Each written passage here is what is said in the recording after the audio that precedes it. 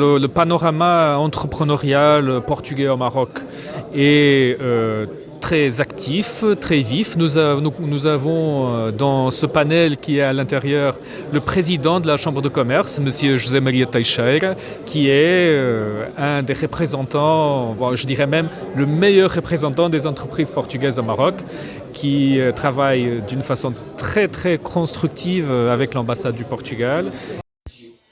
De apreço e de aplauso a Marrocos enquanto país, à Federação Marroquina de Futebol enquanto instituição. Eu sou residente de Rabat, já o disse, e vivi a Cannes, ao pé de casa. Pour la journée, donc au Portugal, c'est un pays européen, il n'est pas cher, c'est la vérité. Donc pour la Coupe du Monde, les gens ils vont se régaler là-bas. Bon, j'espère. Je pense que le Portugal a des offres pour toutes les gammes. Donc pas cher, moyennement cher, plus cher. J'espère. Mais je suis d'accord avec vous, les gens vont se régaler, ça sans doute. Même aujourd'hui. Hein. Et on passe maintenant aux entreprises, donc votre part, à côté des Marocains et des Espagnols.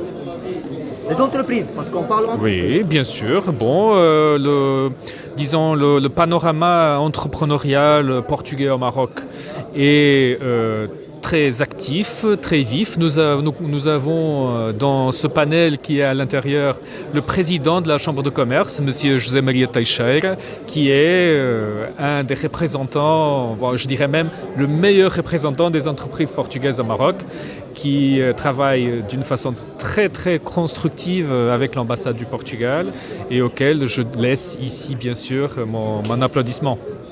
Les travaux seront sur les terrains, les aéroports, les chemins de fer, les hôtels. C'est vaste comme horizon. Le Maroc donne des occasions d'entrepreneuriat et d'investissement qui se déclinent dans tous les secteurs d'activité. Mais ceux que vous avez mentionnés, bien évidemment, sont, disons, ceux qu'on identifie plus immédiatement.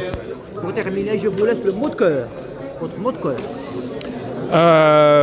Nous avons déjà de la chance parce que nous avons tous réussi à être nommés comme siège de la Coupe. Donc pour maintenant, il nous faut du courage et de la patience. Nos collègues et nos amis espagnols et portugais pour organiser la Coupe du Monde 2030 qui, de l'avis de tout le monde, c'est une coupe et ce sera une Coupe du Monde exceptionnelle. Le football va fêter son centenaire, puisque la première Coupe du Monde a été organisée en 1930. C'est une coupe qui, pour la première fois, sera organisée entre deux continents, africains et européens, mais aussi par trois